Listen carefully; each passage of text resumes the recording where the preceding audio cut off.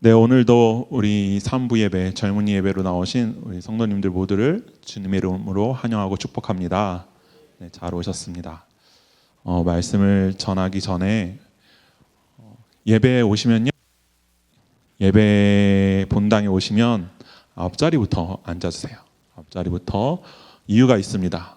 저도 우리 성도님들이 너무 가까이 오는 거 좀 부담스럽긴 한데요. 그래도 좀 앞자리로 오시기를 권유하는 이유는 물론 요 앞자리는 저희가 오늘 이 예배가 문의 예배, 우리 청년들이 드리는 예배여서 청년들 자리로 배려하는 자리, 다른 좌석들 앞에 자리가 많잖아요. 이유가 있습니다. 저희 본당 구조상 뒤쪽에 있는 스피커가 이렇게 성능이 좋지가 않아요. 그래서 물론 제 목소리는 좀 크고 이렇게 잘 들리실 수 있겠지만 스피커 성능이 그렇게 좋지 않아서요, 소리가 잘 안 들릴 수 있습니다. 그리고 이제 날씨가 조금씩 따뜻해지다 보면 더워지고, 그렇죠? 더워지면 이 본당에 이제 에어컨을 틉니다. 뒤에 있는 에어컨들이요, 오래되어서 소리가 되게 세게 나옵니다. 에어컨 소리 때문에 소리가 잘 안 들려요. 그러니까 뒤에 앉으시기보다는 앞자리로 오셔서 앉아주시면 집중해서 들으시는데 되실 것 같아서 말씀을 드립니다. 네, 제가 마이크를 한번 바꿔보겠습니다.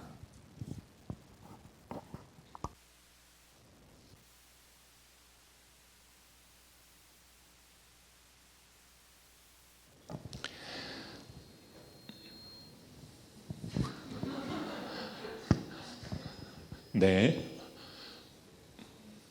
아마 찬양하는 그 소리에 맞춰져 있어서요, 좀 조정을 해주시는데 시간이 좀 필요할 것 같습니다. 네. 우리 오늘도 우리 좌우에 계신 분들과 앞뒤에 계신 분들과 인사해 볼까요? 이렇게 인사하겠습니다. 오늘 이렇게 인사할까요? 제발 깨어 있으십시오. 네, 깨어 있으십시오. 네. 지금 여기에 계신 분들 중에서 가장 깨어 있어 하는 사람이 누구일까요? 네, 모두가 그렇지만 접니다. 네. 제가 지금 약간 조금만 제가 찬양이 조금 더 있었으면 아마 여기서 졸고 있었을 것 같은데요. 네, 그렇습니다. 네, 제가 깨어있기를 위해서 깨어서 말씀을 잘 전할 수 있도록 기도해 주시길 바랍니다. 오늘 말씀은 예수님 자신이 다시 오실 그날 재림의 날에 대해서 무화과나무를 비유로, 무화과나무에 잎이 나는 것을 비유로 하시는 말씀입니다. 29절을 보면 인자가 가까이 곧 문 앞에 이른 줄 알라라고 말씀하는데요. 이 말씀은 예수님께서 이 땅에 다시 오실 것을 말씀하시는 것입니다. 동일한 내용이 이 마태복음과 누가복음에도 기록이 되어 있는데요. 누가복음에서 누가는 29절에 인자가 가까이 곧 문 앞에 이른 줄 알라라는 이 표현을 누가는 하나님 나라가 가까이 온 줄 알라라는 표현으로 기록하고 있습니다. 예수님께서 오심으로 이 땅에 임한 하나님 나라가 예수님이 다시 오신 그때 재림의 때에 완전해진다라는 의미입니다. 이 땅, 이 세상은 우리 하나님께서 통치하시는 하나님 나라입니다. 아멘이십니까? 아멘입니다. 그러한 이 하나님 나라가 더욱 완전해지는 그날이 올 것이라고 예수님께서 말씀하십니다. 예수님이 다시 오시는 그날, 하나님 나라가 이 땅에 온전하게 임해지는 그날이 올 것이다 라고 제자들에게 말씀하시는 이유가 있습니다. 왜, 어떤 목적으로 이 말씀을 하시는 걸까요? 왜 무화과 나무의 비유로 예수님의 다시 오심을, 하나님 나라가 이 땅에 완전해질 것을 말씀하시는 걸까요? 예수님께서 다시 오실 것을 기대하고 소망하는 자들에게, 이 땅에 이미 임한 하나님 나라가 완전해진 것을 기대하고 소망하는 우리들에게 이 말씀을 하고 싶으셨던 거예요. 어떤 말씀이셨냐면 오늘 본문에서 자주 반복해서 등장한 표현이었습니다. 우리가 조금 전에 서로 인사할 때 했던 표현입니다. 네, 깨어 있으라. 예수님께서는 제자들이 깨어있기를 바라는 마음으로 이 말씀을 하신 거예요. 예수님께서 마지막 때에 일어날 일들에 대해서 말씀하시고 이어서 예수 그리스도의 재림에 대해서 말씀하신 그 이유는 제자들이 깨어있게 하기 위해서, 제자들이 깨어있기를 바라는 마음에서 이 말씀을 하신 것입니다. 깨어서 무엇을 하기 위해서요? 무엇을 하면서 깨어있기 위해서요? 기도입니다. 이 동일한 말씀이 내용이 누가복음에도 기록이 되어 있다라고 말씀드렸는데요. 누가복음 21장 36절에서 이 말씀을 무화과 나무의 비유로 하시는 이 말씀 중에 예수님께서 이렇게 말씀하십니다.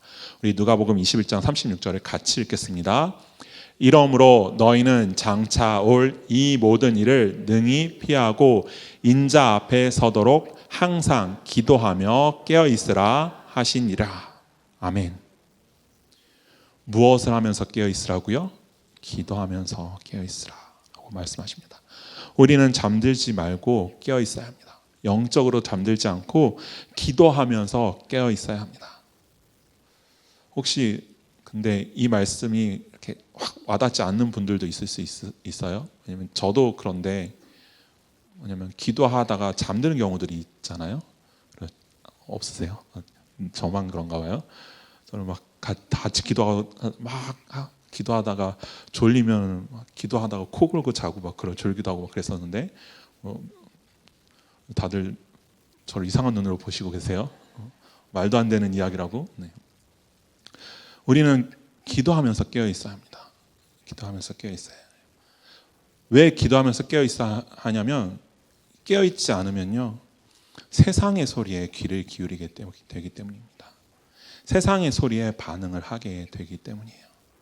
우리는 하나님의 뜻을 따라서 예수님의 다시 오심을 기대하고 소망하면서 기도하면서 기다려야 하는데, 깨어있지 않으면 하나님의 뜻이 아니라 세상의 소리에 귀를 기울이고 세상의 소리에 반응하게 된다라는 것입니다. 그렇지 않도록 우리 모두 깨어서 기도하는 우리 모두가 되기를 간절히 바랍니다. 지금 이 시대를 보면 세상의 소리가 옳은 것처럼 느껴집니다. 세상의 소리를 따르는 것이 옳은 길을 가는 것처럼 보여져요. 하지만 우리는 분명히 알아야 합니다. 세상의 소리가 아니라 하나님의 목소리에 귀를 기울이면서 하나님의 뜻을 따라 살아가야 하는 존재들이 바로 우리다라는 것을 알아야 하는 것입니다. 하나님의 목소리에 귀를 기울이면서 하나님의 뜻을 따라 살아가야 하는 우리의 모습을 한번 생각해 보면 좋겠어요. 생각해 보시길 바랍니다. 나는 어떠한가? 나는 세상의 소리에 반응하며 세상의 소리를 따라가고 있는가? 아니면 깨어서 기도하며 깨어서 하나님의 뜻을 따라 살아가고 있는가? 세상의 소리가 아닌 하나님의 목소리에 귀를 기울이고 있는가? 한번 생각해 보면 좋겠습니다. 세상의 정치, 경제, 사회, 문화의 모든 영역에서 나오는 소리에 우리는 어떻게 반응을 하고 있을까요? 여러분들은 어떻게 반응하고 있습니까? 어떻게 반응을 하고 계세요? 몇 가지 예를 들어보겠습니다. 몇 가지 예를 좀 들어볼게요. 세상은 이야기합니다. 돈이 많아야 한다고 이야기합니다. 돈을 많이 버는 것이 중요하다라고 이야기합니다. 그래서 돈 버는 방법을 가르쳐 줍니다. 서점에 가면요, 많은 책들이 있습니다. 많은 책들이 있는데요, 제가 볼 때 가장 많은 책 중에 하나가 자기계발서고요, 두 번째로 많은 책이요, 재테크 책인 것 같아요. 그렇지 않으세요? 돈 버는 방법을 가르쳐줘요. 책도 많이 나와요. 그리고 TV에서도 많이 나와요. 누가 이렇게 화살 표시만 이렇게 되어 있는 걸 보면 다들 주식을 생각한다라고 얘기하더라고요. 그만큼 세상에서는 이런 것들이 너무 만연해 있습니다. 그리고 우리는 때로 그것이 하나님의 방법이 아님에도 불구하고 세상의 소리를 따라서 세상이 가르쳐주는 방법으로 돈을 벌기 위한 길을 가기도 합니다. 돈을 많이 버는 것이 어떠한 것이 있는가? 어떠한 방법으로 돈을 많이 벌 수 있는가? 안 그러세요? 지금 더 얘기하면 안 될 것 같은 게, 더 얘기하면 할수록 저만 이상한 사람이 될 것 같고 그럴 것 같은데, 그렇지 않으신가요? 명예와 권력은 또 어떻습니까? 높은 곳을 향하여서 가야 한다라고 이야기하는 것도 똑같습니다. 수단과 방법을 가리지 않고 취해야 하는 것이 명예와 권력인 것처럼 이야기합니다. 때로는 그렇지 않은 사람도 보이지만 그것은 소수입니다. 그들은 소수이고 그들은 나와는 다른 조금 특별한 사람들이지 세상의 많은 사람들, 대다수의 사람들은 그렇지 않아 라고 이야기하면서 세상에서 어떻게 해서든지 명예를 취하고 권력을 취하려고 합니다. 그것이 하나님의 뜻이 아니다 할지라도, 하나님의 방법이 아니다 할지라도 동일합니다. 세상만 그렇지 않습니다. 교회 안의 모습도 똑같습니다. 제가 목사이지만 목사님들이 가장 원하는 것이 무엇인지 아세요? 목사를 직업으로 생각했을 때 목사들이 가장 바라는 것이 무엇일까요? 먼저는 담임 목사가 되는 것입니다. 이것이 마치 계급처럼 되어 있어요. 전도사, 강도사, 부목사, 담임 목사. 더 높은 곳을 향해서 가는 것이 목적인 목사들이 있습니다. 그리고 담임 목사들 중에서도요, 조금 더 큰 교회, 개척교회, 소형교회, 중형교회, 대형교회, 초대형교회, 담임 목사가 되는 것이 목표인 사람들이 있어요. 이것이 하나님의 방법이 아님에도 불구하고 교회 안에서도 이런 모습들이 있다라는 것입니다. 나 같은 사람은 하나님의 뜻을 따르다가는 모든 것을 잃을까 두려워서 하나님의 뜻을 저버리고 세상의 뜻을, 세상의 소리를 따라가는 경우들이 너무나도 많다라는 것입니다. 돈과 명예와 권력, 우리가 흔히 생각할 때 맞아, 그런 것들 그럴 수 있어 라고 생각하시겠지만 교육도 동일합니다. 교육도 동일해요. 어떤 부분에서 그럴까요? 학교에서 진화론을 배웁니다. 여기에서 대한민국의 정규 교육 과정을 마치신 분들은 다 진화론을 배우셨을 것입니다. 혹시 진화론 학교에서 안 배우신 분 계신가요? 다들 배우셨죠? 그럼 혹시 학교에서 창조론 배우신 분? 저는 학교에서 창조론 배웠습니다 하시는 분? 네. 어떻습니까? 우리가 지금 보고 있는 모습이 세상의 모습입니다. 교육도 동일합니다. 세상의 소리와 하나님의 소리는 다릅니다. 그런데 우리는 열심히 배워야 돼요. 그렇죠? 왜요? 성적을 잘 받아야 되니까요. 학교에서 한 번도 진화론은 옳지 않다, 창조론이 옳다, 왜 창조론을 안 가르쳐 주느냐 라고 말씀하신 분들 계실까요? 물론 저도 없습니다. 그런 적이 없어요. 부끄러운 이야기지만 물론 제가 배울 때는 저는 주님을 모를 때이긴 했지만 그건 핑계고요. 한 가지의 핑계일 수 있겠죠. 하나님의 세상을 창조하신 것은 이론이 아니라 실제입니다. 진리죠. 그런데 우리는 오히려 진짜 진리를 외면하고 진화론이 옳은 것이라고 하는 세상의 소리를 따릅니다. 아무렇지 않게 따릅니다. 그것에 대해서 조금의 어떤 의심이나 조금의 어떤 부정적인 생각도 없이 그냥 학교에서 가르쳐 주는 거니까 배워야 하는가 보다 하고 배웁니다. 그렇게 배우면요, 창조에 대해서 의심을 하게 됩니다. 왜요? 학교에서 배운 거니까. 학교에서 이렇게 가르쳐 줬는데, 우리 선생님께서, 내가 좋아하는, 내가 존경하는 선생님께서 가르쳐 주신 것인데 하는 것이 우리 학생들에게, 어린 친구들에게 있을 수 있다라는 것이죠.